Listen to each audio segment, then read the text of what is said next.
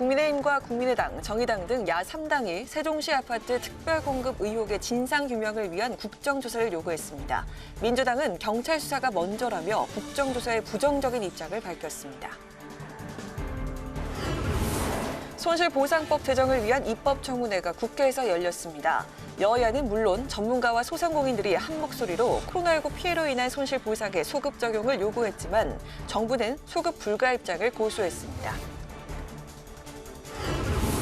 더불어민주당이 국민소통, 민심 경청 프로젝트를 가동해 일주일 동안 바닥 민심 듣기에 나섰습니다.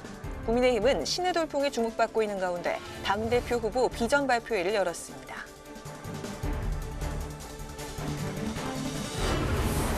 뉴스앤 파워 인터뷰. 오늘은 국회 문화체육관광위 소속인 국민의힘 김승수 의원과 함께 한미 정상회담 결과에 대한 평가, 그리고 중국의 동북공정 관련 실태와 합리적 대응 방안을 들어봅니다.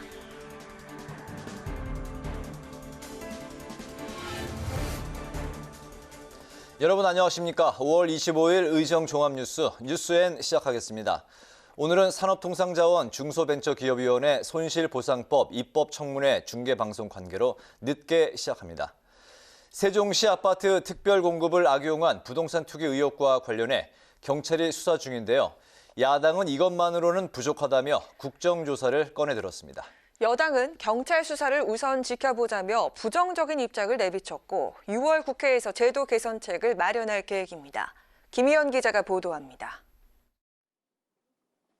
국민의힘과 국민의당, 정의당은 세종시 특별공급 부동산 투기 의혹을 제2의 LH 사태로 보고 공동으로 국정조사 요구서를 제출했습니다.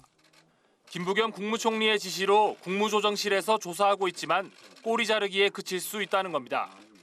또 국정조사 특별위원회를 20명으로 구성하고 각 당의 의원 배분은 교섭단체 의석수가 아닌 여야 동수를 요구했는데 야3당이 공조하면서 특위 주도권을 쥐겠다는 뜻으로 풀이됩니다.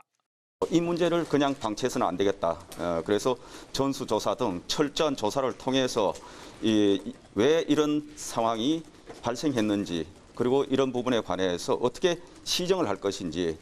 더불어민주당은 국민의 신뢰를 떨어뜨리는 심각한 사회 문제라고 지적하면서도 국정조사에는 부정적입니다. 윤호중 원내대표는 경찰 수사 상황을 지켜보는 게 우선이고 야당에서 국정조사를 요구할 자격이 없다고 비판했습니다.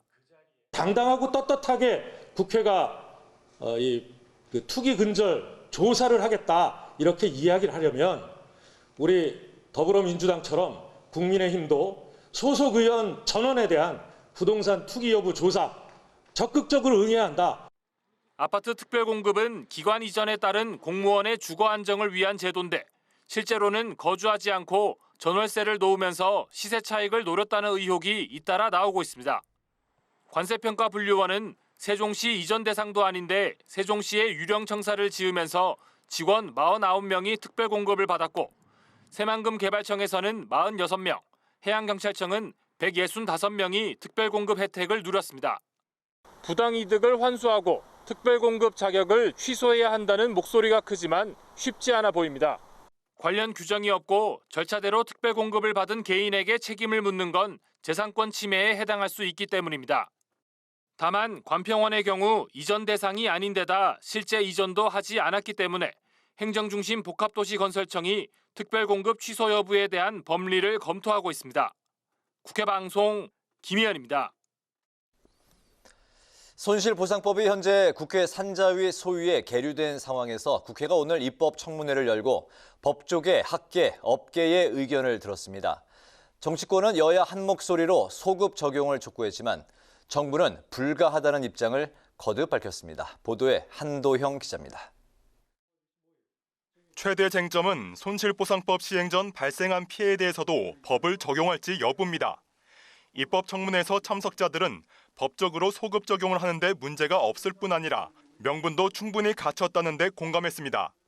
보상 입법이 없는 경우에는 관련 법령을 유추 적용하여 보상하는 판단을 한 판례에서 공공사업 시행 당시 기준, 즉 적법한 공권력 행사로 특별한 희생이 발생한 당시를 기준으로 판단하여야 하는 것이지.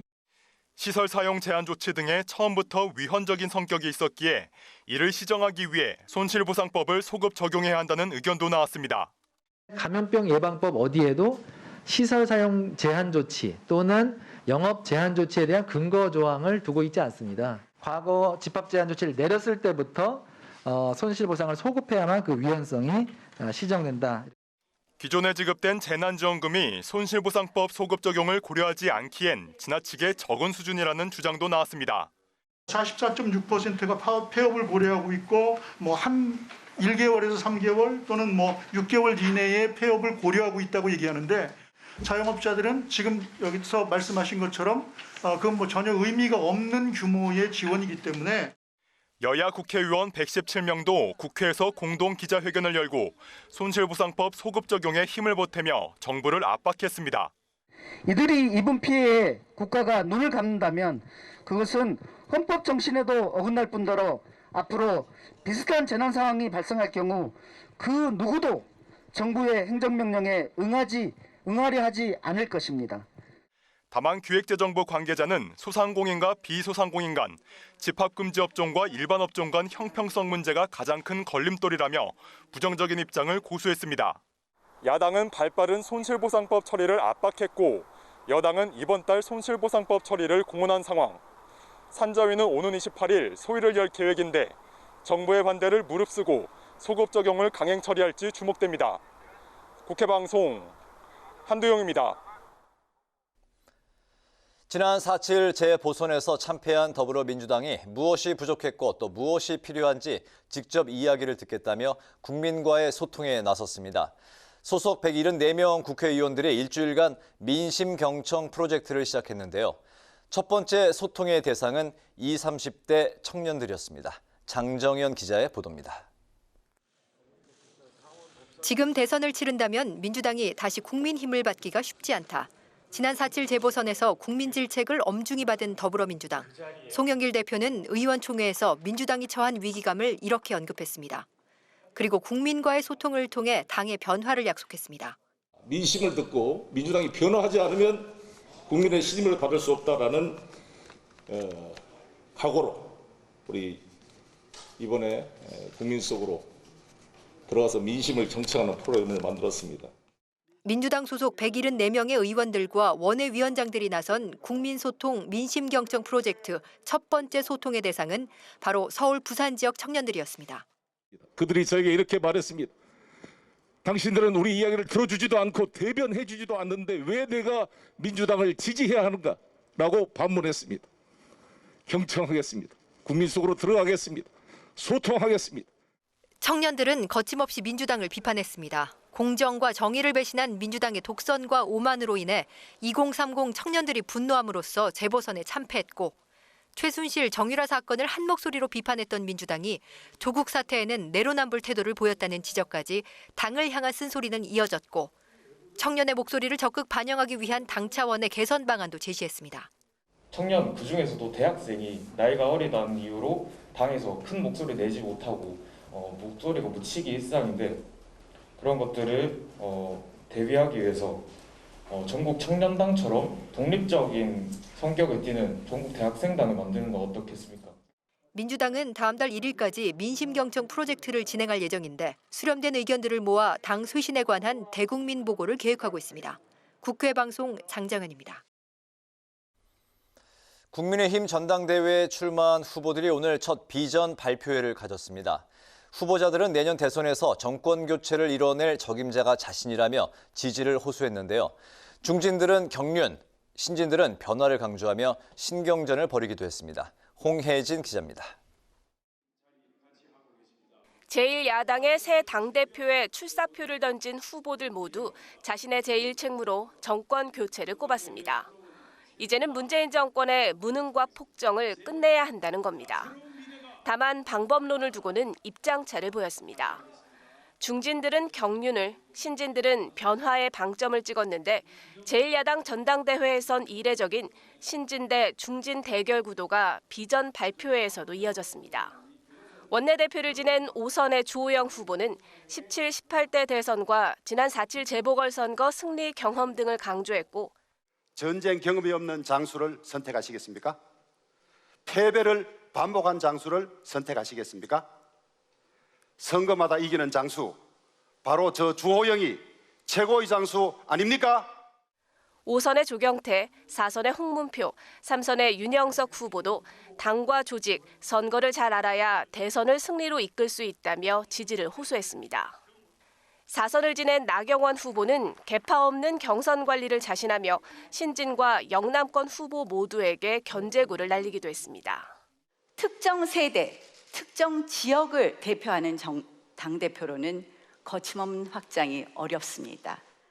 반면 현재 지지율에서 1위를 달리고 있는 이준석 후보는 공정과 경쟁의 가치를 젊은 세대에 보여줘야 한다며 변화를 강조했고, 더 이상 줄 세우기, 개파 정치 있어서는 안 됩니다. 젊은 세대가 극혐합니다. 우리는 변해야 됩니다. 그 의지를 젊은 세대에게 보일 때 젊은 세대는 저희를 신뢰할 것입니다.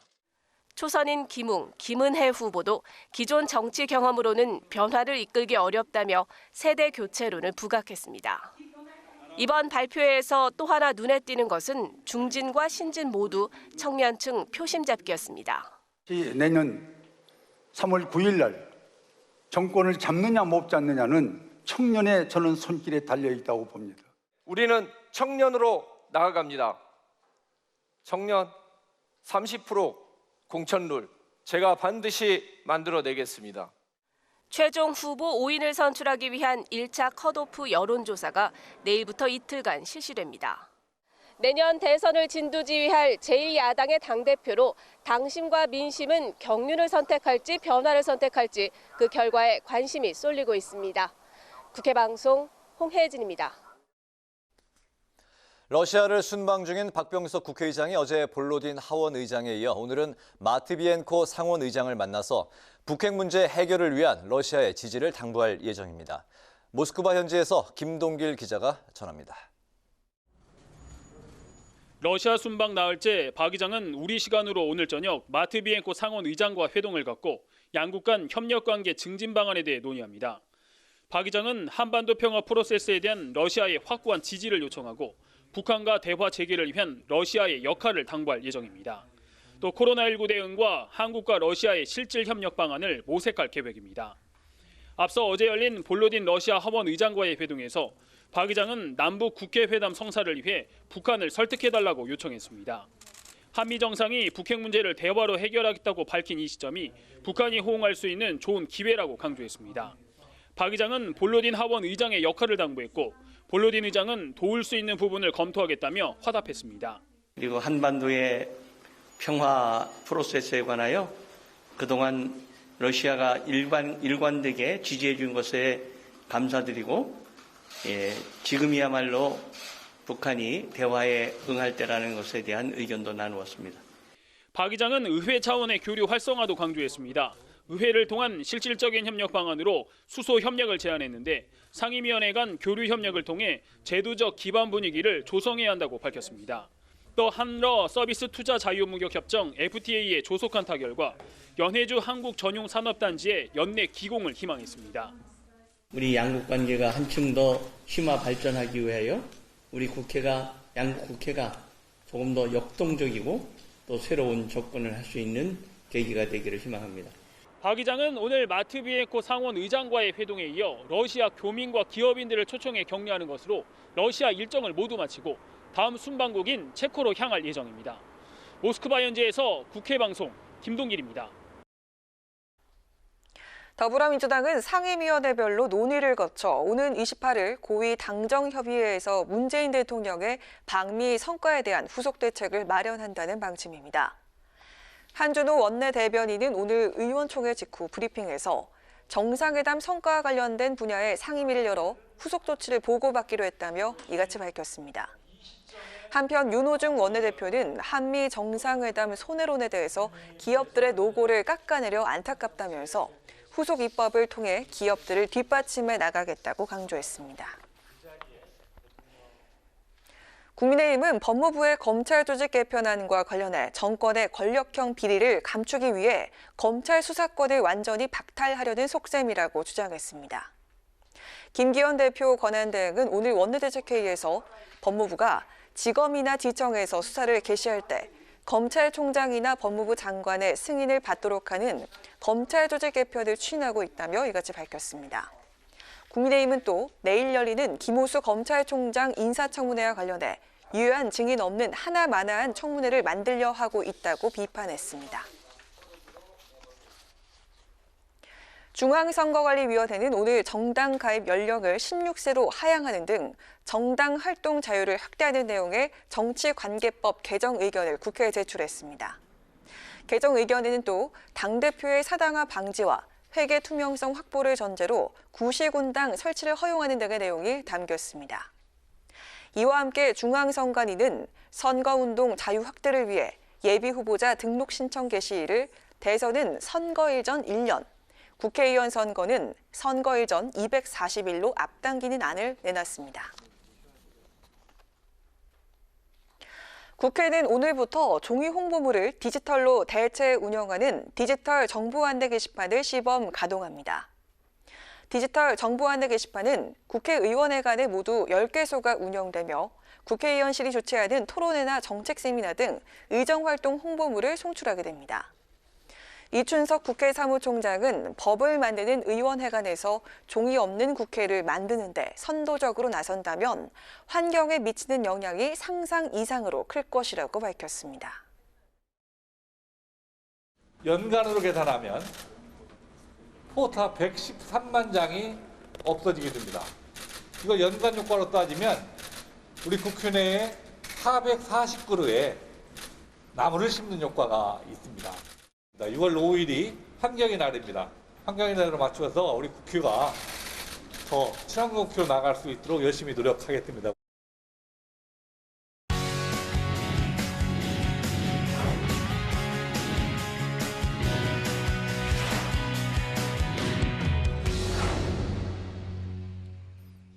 네, 오늘 이슈 분석 강민지 기자와 함께합니다. 강 기자, 어서 오십시오. 네. 더불어민주당의 경선 연기로는 오는 9월로 예정된 대선 후보 선출을 이제 2달 정도 미루자는 건데요. 오늘도 그 경선 시기를 놓고 찬반 의견이 오갔다고요. 네, 친문 재선위원인 전재수 의원이 이 경선 흥행을 강조하면서 국민의힘과 경선 일정을 맞추자 이 경선 연기론을 공론화했는데 그 뒤에 당내에서 이 감론 을박이 오갔습니다. 그런데 민주당 송영길 대표가 경선 룰은 이미 정해져 있다 이렇게 선을 그으면서 좀 잠잠해지는 분위기였는데요. 네. 지금 여권의 선두를 달리고 있는 이재명 측과 반 이재명 측은 물밑에서 더 치열해지는 양상을 이어오고 있었던 것 같습니다. 오늘 대권주자인 한 사람인 정세균 국무총리가 한 라디오 인터뷰에 나와서 경선 연기에 답한 건데요. 정권 재창출 요구의 큰 핵심은 당 지도부에 있다. 결정은 지도부가 해야 한다면서 지도부를 향해 압박하는 제스처를 취한 겁니다. 관련 발언 들어보시죠. 당 대표나 지도부에서 알아서 판단할 일이죠. 이제 정권 재창출을 꼭 해야 된다고 하는 것이 당원들이나 지지자들의 일관된 욕구이기 때문에 그 요구를 충족할 가장 중요한 책임은 당 지도부에 있습니다. 반면 조정식 의원은 오늘 라디오 인터뷰에서 경선 연기론이 다수 의견이 아니다 이렇게 선을 그었는데요. 경선 일정은 당원 당규에 정해진 대로 하는 것이 원칙이라고 강조한 겁니다. 이걸 다시 고치자는 건 옳지 않다 이렇게 확실하게 못 받기도 했는데요. 관련 인터뷰 들어보시죠. 경선 당내 일정은 현재 당원 당규에 못 박혀 있습니다. 경선을 앞두고 이를 다시 고치자는 것은 좀 옳지 않다고 보고요. 그리고 정기국회를 잘 마무리하고 또 대선에 돌입하는 것이 좋다. 이렇게. 조 의원은 지난 12일에 출범한 이지사 지지 모임인 민주평화광장 공동대표이기도 한데 조 의원은 민주평화광장이 이해찬 전 대표의 정치 활동 기반인 광장그룹이 모태가 됐다면서 이해찬계가 이재명 지사를 밀고 있다는 것을 분명히 하기도 했습니다. 네. 그런데 이제 그 일각에서는 경선 연기를 주장하는 이유가 제3 후보, 또 다른 후보를 물색하는 데 시간을 벌기 위한 거다. 이런 이야기도 나오고 있네요. 네, 처음부터 이 경선 연기론이 친문을 중심으로 이 지사를 상대할 잠룡들이 시간적 여유를 갖도록 하자. 그래서 경선 연기를 해야 한다 주장을 했다는 게 정치권의 시각입니다. 네. 그래서 이낙연, 정세균 빅2 이외에도 양승조 충남지사, 이광재 의원, 추미애 법무부 전 장관까지 이렇게 다 지지율을 쫓게 하자는 건데요. 네. 이해찬 전 대표가 이 지사를 측면에서 지원하면서 친문과 가교 역할을 하는 듯이 보이지만 아직 핵심 친문과 거리감을 좁힐 수는 없다는 비토 정서가 강해서입니다. 이 때문에 이른바 친문 적자로 분류되는 김경수 지사와 연결짓는 분석까지 나오고 있습니다. 김 지사는 드루킹 사건으로 대법원 선고를 앞두고 있는데 지지자들은 무죄 판결이 난다면 이 뒤늦게 대선에 등판을 해도 충분히 판을 뒤집을 수 있다고 보고 있는 겁니다. 최대한 빠르게 6월 중에 다음 달에 무죄로 결론이 난다면 경선에 참가를 할 수가 있지만 재판이 늦어질 경우 경선에 참석할 수가 없기 때문에 경선 연기를 주장하고 있다는 이야기까지 나오고 있습니다. 네.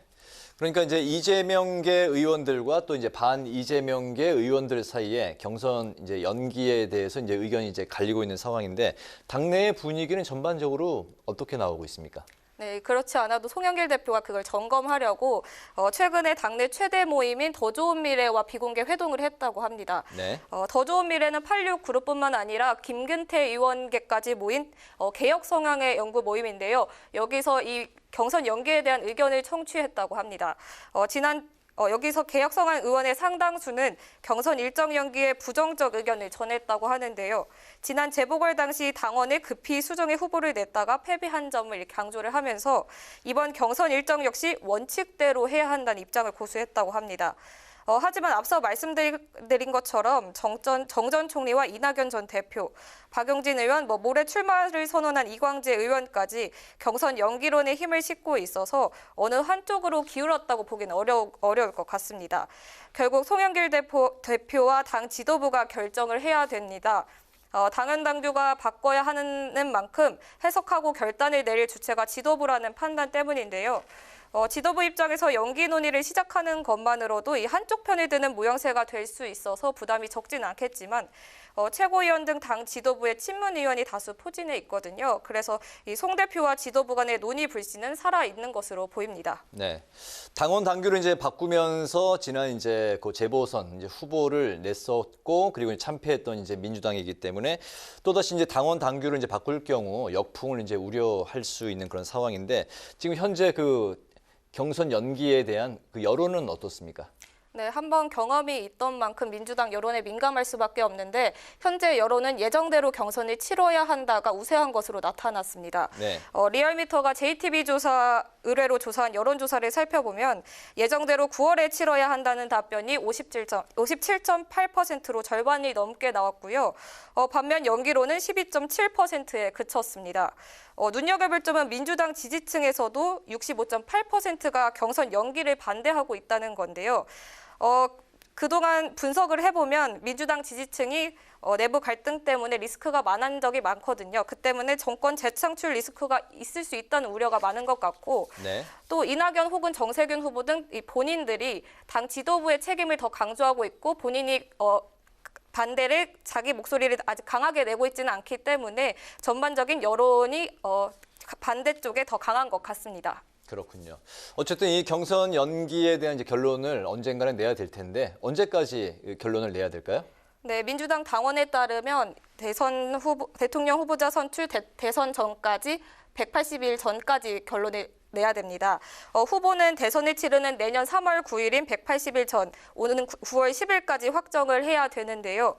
이에 따라 예비 경선 기간인 현재 6월 30일부터 7월 2일까지 정해진 상태로 그 전까지는 결론이 나야 합니다.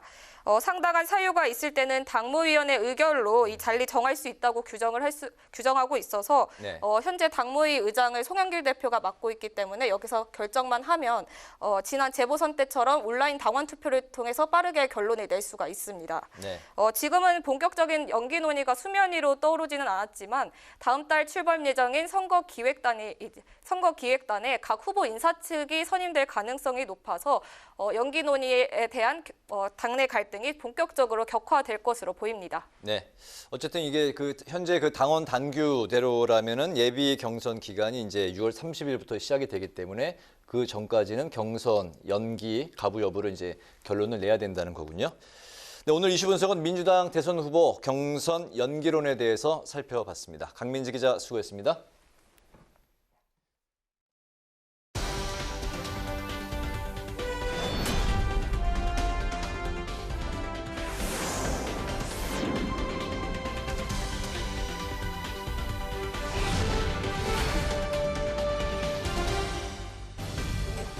강하락의 정치톡 시간입니다. 5월 25일 시선을 집중시킨 정치 뉴스 만나보시죠. 자, 오늘의 첫 번째 정치톡은 디자이너와 엔지니어의 차이입니다. 국민의힘 전당대회 대진표가 확정되면서 각 주자들 간의 경쟁에 정치권과 국민들의 관심이 뜨겁습니다. 특히 당대표 선거에서 돌풍을 일으키고 있는 이준석 전 최고위원의 지지도가 실제 당선으로까지 이어질지 당 안팎의 이목이 집중되고 있는데요. 현재 국민의힘 원내수장인 김기현 원내대표 1959년생으로 올해 63입니다. 그리고 이 전 최고위원은 1985년생, 올해 37이죠. 만약 이 전 최고위원이 당대표가 된다면 국민의힘 투톱의 나이차가 26살이나 되는 건데요. 대선이라는 큰 과제를 앞둔 상황에서 호흡을 맞추는데 문제가 없을까라는 의구심이 제기되자 오늘 김기현 원내대표가 이런 입장을 밝혔습니다. 당대표가 하는 역할은 자동차 같으면 디자인이다 저는 생각을 해요. 그리고 원내대표 역할은 자동차의 엔진 구조를 잘 챙기고 또 위에 뭐 탈이 안 났는지 정비도 하고 매우 테크니컬한 역할들 하는 것이었어요. 각자 하는 역할이 다른 거니까요.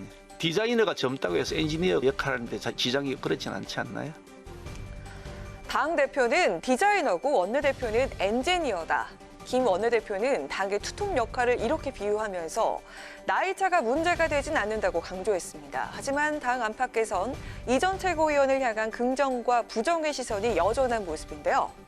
국민의힘 서범수 의원은 오늘 50년 만에 변화와 개혁의 세대교체 돌풍이 몰아치고 있다면서 지원 사격에 나선 반면 김태흠 의원은 새로운 정치를 하겠다더니 언행은 노회환 기성정치인을 뺨친다면서 비판적인 입장을 보였습니다. 또 무소속 홍준표 의원은 이 전 최고위원의 돌풍을 한때 지나가는 바람이라고 평가했고요. 민주당의 대권 주자인 정세균 전 총리 역시 우리나라엔 장유유서 문화가 있다라면서 부정적인 입장을 밝혔습니다. 이래저래 정치권에 관심이 쏠리고 있는 국민의힘 전당대회. 과연 새로운 디자이너와 엔지니어, 투톱이 탄생할 수 있을지 우선 1차 분기점이 될 모레 컷오프 결과부터 지켜봐야겠습니다. 이어서 오늘의 두 번째 정치톡은 이해찬은 누구 편입니다. 국민의힘이 당권 경쟁으로 뜨겁다면 민주당은 대권 주자들의 경쟁으로 조금씩 달아오르는 분위기죠. 그러나 당심이나 민심 외에 주자들이 신경을 쓰는 곳이 한 곳 더 있는 것 같습니다. 바로 친노 좌장이라고 불리는 이해찬 전 대표의 마음인데요. 이 찬심이 어디에 있냐를 두고 당내 대권 주자인 이재명 지사 측과 정세균 전 총리 측이 신경전을 벌이고 있다는 소식입니다. 최근 여권 내에서 이 전 대표가 이 지사를 지지하고 있다는 이야기가 나오자 정 전 총리가 선긋기에 나섰습니다. 직접 들어보시죠. 제가 듣기로는 뭐 누구를 꼭 이렇게 편드는 건 아니라고 그래요. 그래서 그건 좀 와전된 것이라고 저는 들었는데 전직 당 대표 정도면 최소한도 당이나 국가를 위해서 어떤 판단을 하는 것이니까 뭐 이렇게 섭섭하게 생각하고 그러는 것은 너무 작은 사람이 하는 생각이죠. 네. 꼭 누구를 편드는 건 아니라고 한다. 와전된 것이다. 정 전 총리는 이 전 대표의 이재명 지원설에 대해서 이렇게 일축하면서도 전직 당대표의 판단에 섭섭해하진 않는다며 쿨한 모습을 보였습니다. 반면에 이재명 지사 측은 이 전 대표와 이 지사의 연관성을 계속 부각하는 모습인데요. 이 지사의 전국 지지 모임 민주평화광장의 공동대표를 맡고 있는 조정식 의원이 오늘 이런 언급을 했다고 하죠. 이해찬 전 대표께서 이제 그 정치 활동을 하실 때 거기에 또 기반이 됐던 하나의 그룹이 이제 광장 그룹이라고 있었는데요. 네. 이번에 민주평화광장도 출범을 하는 데서 나름대로 모태가 됐다고 말씀드릴 수가 있습니다. 이해찬 대표께서는 다음번 대선에서 반드시 승리하는 것이 가장 중요하다고 늘 강조를 하고 계시거든요. 그런 점에서 승리할 수 있는 인물을 아무튼 내세워야 된다. 이제 그런 뜻들이 담겨 있다고 볼 수 있죠. 이 지사의 지지 모임이 애초부터 이 전 대표의 조직을 근간으로 했고 대선에서 승리할 인물을 내세워야 한다는 게 이 전 대표의 뜻이다. 한마디로 이 전 대표가 이 지사를 지지하고 있는 게 맞다는 주장인데요. 국민의 선택에 앞서서 당내 지지세가 무엇보다 중요한 대선 경쟁, 주자들이 촉각을 곤두세우고 있는 찬심, 이 전 대표의 마음은 과연 누구에게로 향하게 될까요? 지금까지 강하락의 정치톡이었습니다.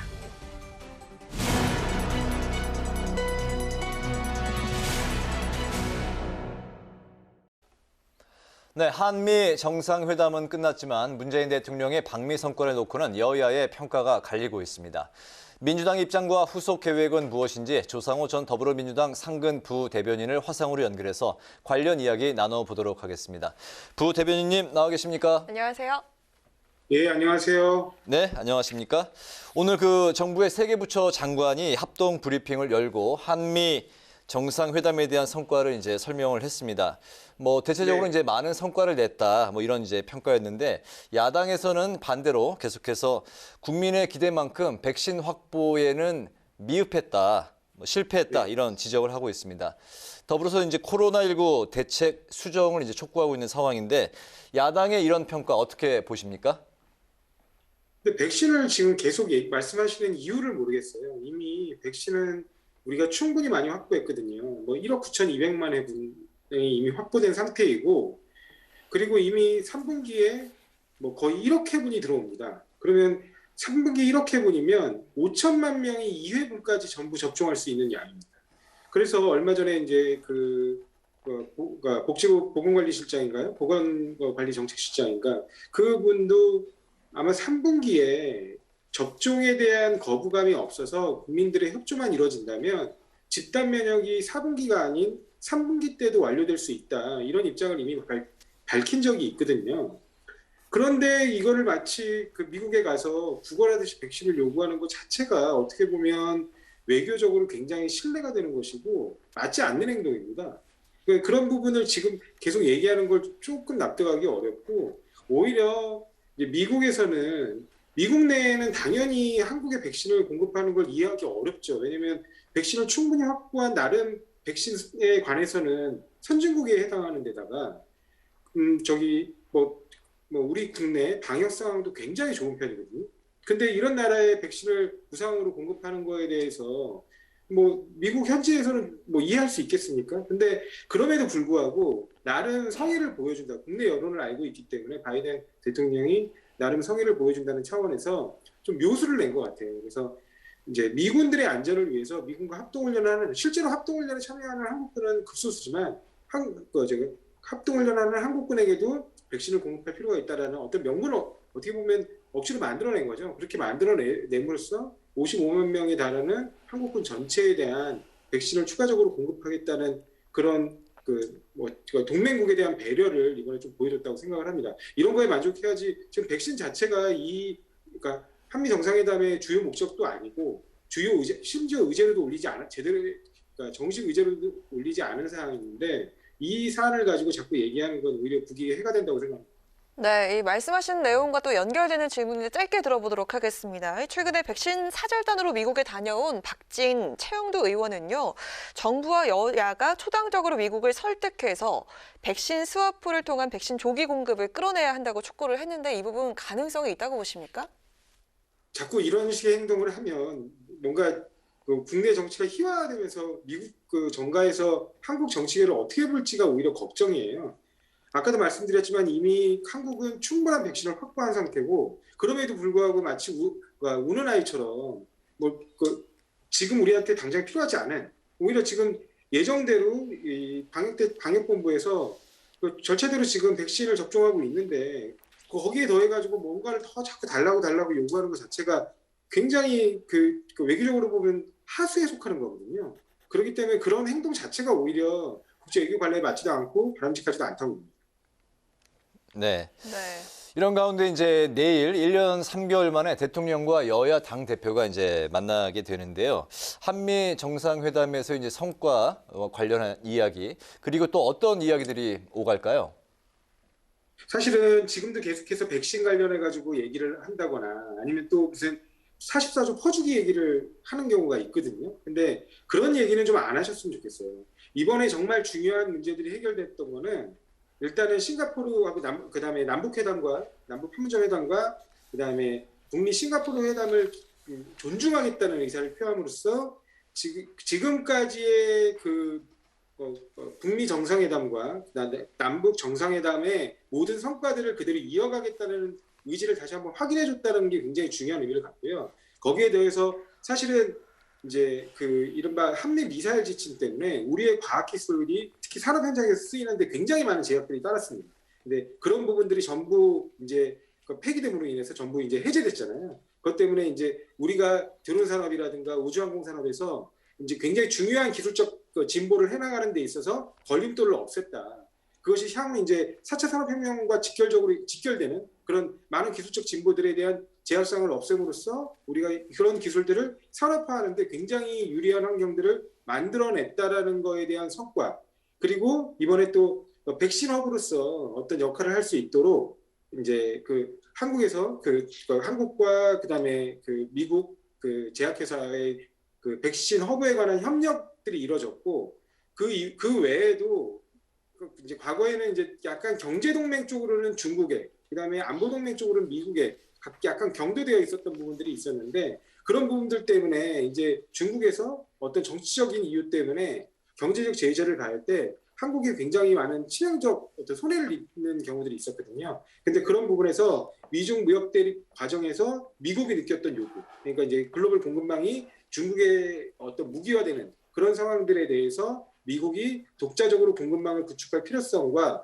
우리 또한 중국 리스크를 줄이고 또 미국에 대한 대미 투자를 확대해서 미국에 대한 소비 시장을 충분히 확대해 나가, 그리고 미국과 한국, 그다음에 이제 동아시아, 그다음에 인도에까지 이어지는 그러한 경제 동맹체를 구축해서 이제 대중국 의존도를 많이 줄여나가고 다원화하는 그런 협력들이 이번에 그 회담에서 성과를 냈다는 점에서 그런 부분들을 실제 국내 실정법으로 어떻게 뒷받침할지, 네. 그런 부분들에 대해서 중점적으로 좀 논의가 이루어졌으면 좋겠습니다. 네, 오늘 여기까지 듣겠습니다. 오늘 고맙습니다.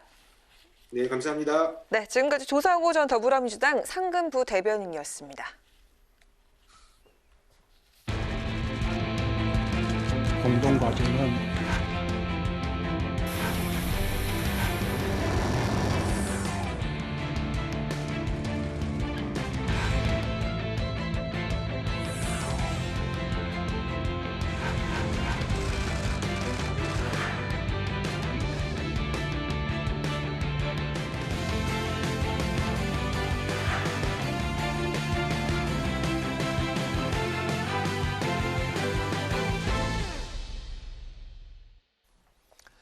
네, 이번 시간은 뉴스엔 파워 인터뷰 코너입니다. 국내외로 여러 가지 정치 현안들이 산적한 상황에서 제1야당인 국민의힘은 보름이 앞으로 다가온 전당대회를 열기로 뜨겁습니다.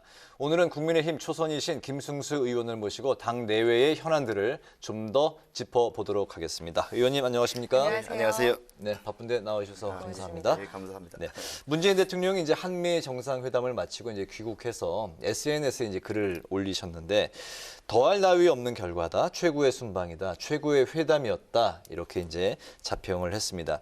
의원님께서는 이번 한미 정상회담의 성과 어떻게 바라보고 계십니까? 사실 어떻게 그런 말씀을 하시는지 저는 좀 의의가 없습니다.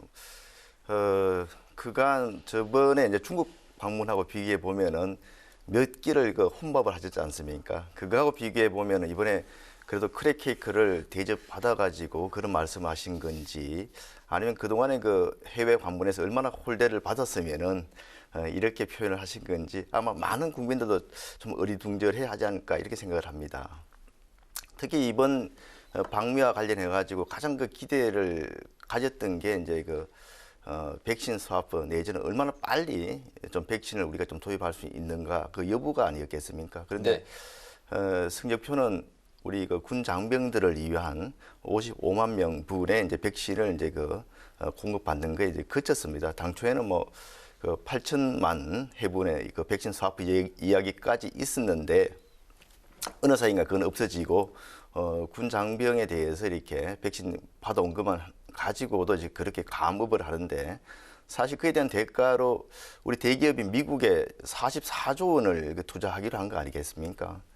44조 원 같으면은 최소한 청년 일자리 한 3만 개 이상을 만들 수 있는 그런 엄청난 돈입니다. 그런데 그 대가로 받아온 55만 명 분의 그 백신을 그 가격으로 환산하면은 아스트라제네카 같은 경우에는 한 50억 정도, 화이자 같은 경우는 250억 정도에 불과합니다.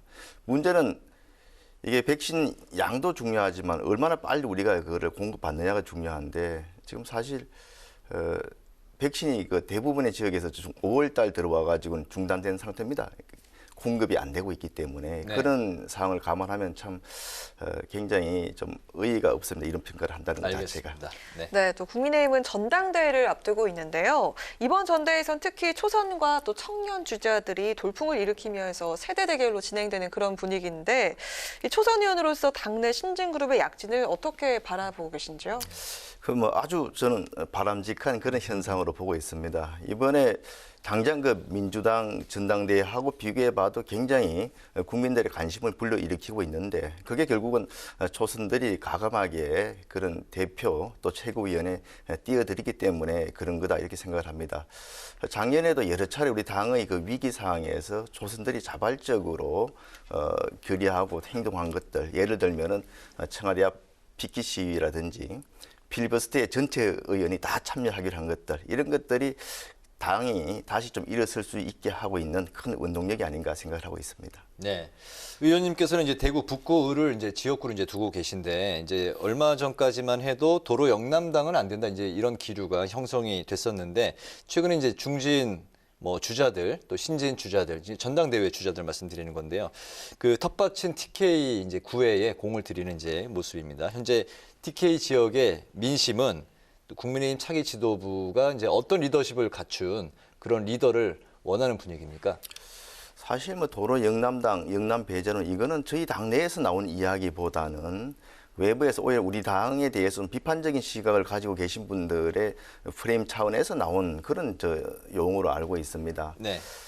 우리 국민의힘의 전체 그 당원의 한 50% 정도가 영남에 이제 그 주소지를 두고 있고 또 현역 의원 중에서 거의 한 60%가 영남 의원입니다. 그렇기 때문에 당연히 우리 국민의힘의 텃밭이 영남 지역이고 여러 가지 이제 당직 인선하는 과정에서도 숫자가 많다 보니까 똑같이 이렇게 그 안배를 하더라도 영남 지역이 많을 수밖에 없는 현상인데 그걸 가지고 이렇게 좀 음해하려는 그런 게 있어서 상당히 좀 저는 안타깝게 생각을 하고요. 저희가 뭐 상대 당이나 거기에 대해서 이렇게 지역 가지고 이렇게 논한 적이 없지 않습니까?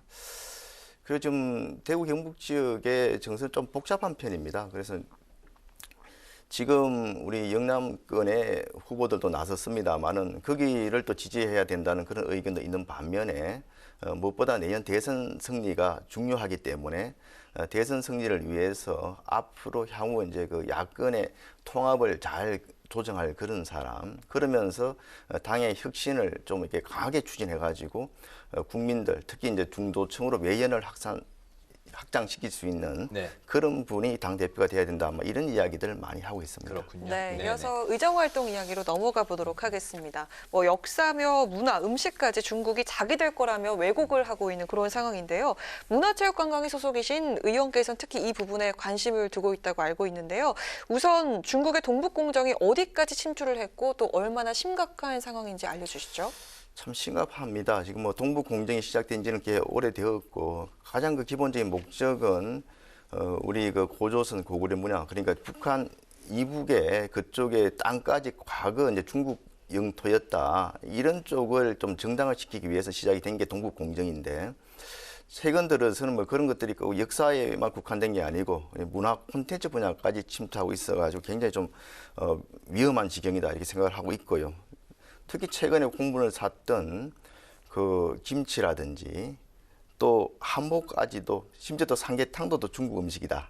바이두에 또 그렇게 돼 있습니다. 보면은 이런 것들이 이게 저 단순한 그런 실수나 이런 것들이 아닌 좀 의도된 그런 전략적 차원에서 또 전술적 차원에서 이루어지고 있는 거 아니냐. 특히 이제 게임과 관련해 가지고는 그 중국의 역사를 이렇게 좀 홍보할 수 있는 그런 쪽을 담도록 판호 발급 조건으로 좀 들어가 있고 중국 내 각종 그 캐릭터 특히 한복을 입은 아이유가 청나라의 그런 그 여자로 이렇게 둔갑을 한다든지 또 한복이 청나라 옷으로 둔갑을 한다든지 이런 것들이 교묘하게 또 진행이 되고 있습니다. 대체적으로 보면은 여기 얼마 전에 논란이 된 그 조선 구마사 이게 보면은 한국 영토에서 또 한국 드라마인데도 불구하고 피단 또 월병, 이 중국 음식이 소품으로 들어가 있습니다. 네, 이런 것들은 의도가 아니면 이렇게 그냥 소품으로 이렇게 준비가 될 수 없는 그런 상황이고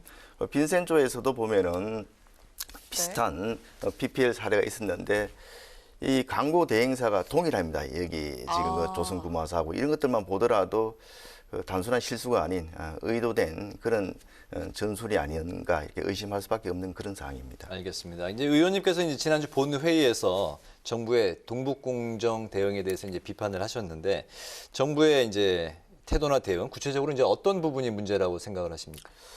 사실 그 방크라고 민간 외교 사절을 알고 있는 근데 외국의 잘못된 우리나라 역사 왜곡 사례에 대해서 민간 차원에서 분투하고 있는 그런 단체가 있지 않습니까? 한 20년 이상 활동을 하고 있는데 거기에서 여러 차례 지금 이런 왜곡 사례 또 중국의 그 문화 침략 사례를 언급을 하고 정부 차원의 대응을 촉구했고 또 저희 의원실에서도 이제 같이 이야기를 하면서 좀 협조를 부탁해서 관계 부처에 강력하게 대처를 요구한 바 있습니다. 그런데 뭐 5개월이 지나도록 이 대응이 없을 정도로 지금 동북아 역사재단이라고 있습니다만 거기에서 뭐 좀 연구 차원에서 하는 것 이외에 정부 차원에서 적극적인 노력들은 거의 좀 보이지 않고 있는 그런 상황입니다. 네. 의원님께서 이제 동북공정에 대한 이제 문제 의식을 갖고 아까 이제 게임 말씀하셨는데 게임 속 동북공정 원천봉쇄 법안을 대표 이제 발의하셨잖아요. 법안의 내용과 기대 효과 좀 더 설명을 들어볼까요? 그래, 앞서 말씀드린 것처럼 몇몇 게임들의 아이유의 그 의상이 청나라 의상으로 둔갑한 그 항제라 칭화라 그것도 중국 게임입니다. 그리고 이제 샤이니 니키 같은 거기에도 한복이 청나라의 그 옷으로 이렇게 변화돼 가지고 이렇게 되어 있었는데 그래서 이런 것들이 이렇게 좀 무분별하게 이렇게 돌아다녀도 그동안은 어떻게 좀 잡아내기가 쉽지 않았습니다. 그래서 게임 산업 진흥법에 게임을 심의위원회가 있습니다. 거기 위원회 위원 중에 좀 역사 전문가를 좀 이렇게 추가적으로 위촉해가지고 한국에 대한 역사 왜곡 사례에 대해서는 좀 이렇게 잡아낼 수 있도록 하는 그런 내용의 법안을 제가 대표 발의했습니다. 그렇군요. 네. 네, 아파트 같은 공동주택 앞에서 또 단체 집회를 하거나 시위용 확성기를 들지 못하도록 하는 집시법 개정안도 또 발의를 하셨던 걸로 알고 있는데요. 지역구 내에서 아파트 단지 입주민들의 애로사항을 듣고 또 법안 개정 검토를 직접 하셔서 그게 추진이 됐다고 들었는데 구체적으로 어떤 내용인지 설명을 해주시죠. 예, 저도 이제 대구시에서 이제 부시장도 오래 했습니다만은 최근에 그 본인들의 그 집단적인 그 요구를 관철시키기 위해 가지고 공무원이라든지 어떻게 보면 공직자들이 살고 있는 그런 거주지까지 찾아가서 아파트 앞에서 아침부터 밤늦은 시간까지 이렇게 시위를 하는 경우를 종종 볼 수 있습니다. 어떤 경우에는 뭐 새벽 그냥 해도 뜨기 전에 장송곡을 틀어대기도 하고 그러다 보니까 아파트 주민 입장에서 봤을 때는 얼마나 이제 아무런 죄도 없는 분들이 수험생도 있고 또 거기에 또 바로 이제 입시생도 있고 또 노약자들 굉장히 안정을 요구하는 그런 분들도 계실 텐데 정말 많이 시달리고 있습니다. 그래서 이런 건 안 되겠다. 그동안에 그 집시가 그 신고제로 바뀌면서 아무데나 할 수 있었습니다. 청와대나 국회 뭐 일부를 제외하고는. 그래서 이번 개정안은 공동주택의 그 정문 앞에서는 원칙적으로 좀 시위를 못하도록 하고 다만 이제 주민들이 이렇게 좀 동의하는 경우가 있을 수 있습니다. 그런 경우에 예외적으로 허용하는 그런 방향으로 지금 개정안을 좀 발의를 했습니다. 그렇군요. 오늘 이제 그 자료로 이제 판넬을 여러 개 이제 준비하셨는데 마지막으로 뭐 좀 더 그 설명을 하고 싶다 이런 거 부분이 있으면 잠깐 보여주실까요? 정부에서는 이렇게 민감하게 중국의 그런 동북공정에 대해서 대응하는 것 자체가 오히려 보면은 더 문제를 키울 수 있다 이렇게 좀 소극적인 자세인데 이게 보십시오. 이게 지금 요 포하이라고 되어 있습니다. 좀 더 의원님 쪽으로 가까이 하셔야 네네네. 저희가 좀 보겠습니다. 이게 지금 뭔지 모르시겠죠, 포하이. 이게 저 발해의 중국식 발음입니다. 아, 발해요? 네, 발해의 중국식 발음. 네네. 그러니까 이게 지금 세계의 여러 가지 그 역사 관련 서적들을 보면은 오히려 우리식 발음인 발해로 표기된 것보다 포하이로 표기된 것들이 훨씬 많습니다. 이런 식으로 우리가 이제 손 놓고 있는 사이에 중국은 이제 야금야금 앞서 보셨듯이 심지어는 김치, 한복, 삼계탕까지 자기들 음식이라고 주장하고 있는데 계속 보고만 있을 수는 없는 거 아니겠습니까? 상대도 이렇게 도발을 안 하면 우리가 뭐 일부러 문제를 일으킬 필요는 없겠습니다만은 저렇게 교묘하게 또 광범위하게 좀 도발을 하고 있는 상태에서 정부가 손 놓고 있다는 것은 참 문제다 생각을 하고 빨리 그 범정부적으로 또 실시간 대응해서 왜곡된 그런 사례에 대해서는 끝까지 바로잡는 그런 노력이 필요하다고 생각을 합니다. 알겠습니다. 오늘 뉴스앤파워 인터뷰는 한미 정상회담에 대한 평가 그리고 중국 동북공정 실태와 대응 방안에 대해서 지금까지 국민의힘 김승수 의원과 함께했습니다. 의원님 오늘 말씀 잘 들었습니다. 잘 들었습니다. 고맙습니다. 강한 바람이 황사를 밀어내면서 먼지 농도가 옅어지고 있습니다. 내일은 전국의 미세먼지 농도 보통 수준으로 대기질이 양호하겠습니다. 낮 동안 대체로 맑다가 제주도를 시작으로 모레 오후까지 전국에 또 한 차례 비가 내리겠습니다. 오늘 뉴스에는 여기까지입니다. 시청해주신 여러분 고맙습니다.